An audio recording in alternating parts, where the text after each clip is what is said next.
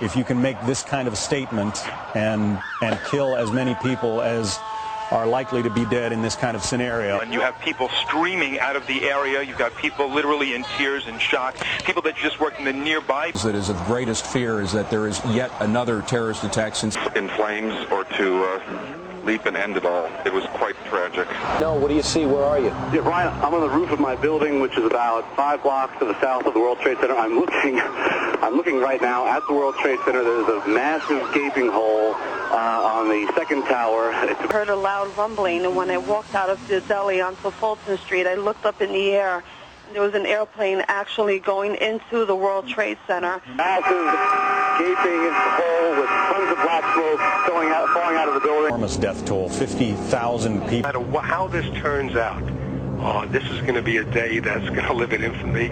And, you know, it's going to cause changes in terms of, if it turns out that terrorism in terms of security like this country has never seen before.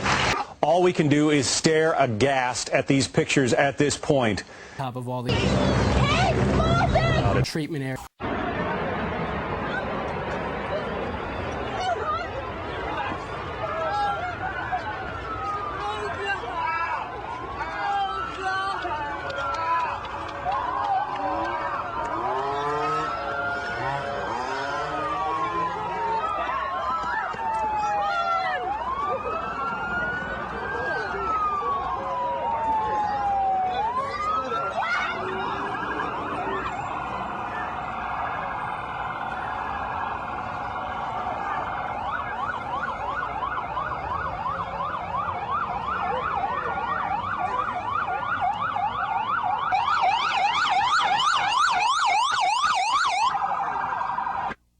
General Haig, at a time like this, how does America respond prudently with the proper amount of caution and yet? As the first and second towers came down, everything was covered, and from that point on, it was pretty much chaos. Did you see anybody get buried by debris when it came down? They couldn't get away? Well, I didn't see them get buried because we were running as fast as we could, but I know that a lot of people did not. And the reason that you ran again was that you heard a noise and looked up and saw. The first time I heard what sounded like, I thought it was another airline. It sounded like a jet about to land basically on our heads. It turned out it was the building coming down.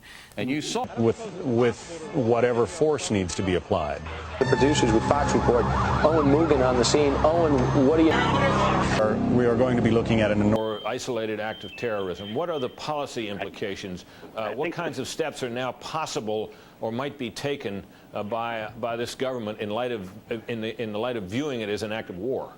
I think that means that the Congress acts to support the President of the United States in any actions that he needs to take to make sure that those who are responsible, whether they be governments or they be individuals or groups of individuals, that whatever measures need to be taken will be taken, and consider the United States now on the basis of a war, and go on to that footing and use whatever assets and efforts that are necessary to bring those to justice, and at the same time prevent ever a reoccurrence of a tragedy and a crime of this enormity. Senator, we've been seeing just for the last couple of minutes some live pictures of injured people arriving at a hospital in New York for treatment there. Obviously, it would appear, based on what we know, that the loss of life is going to be very great indeed.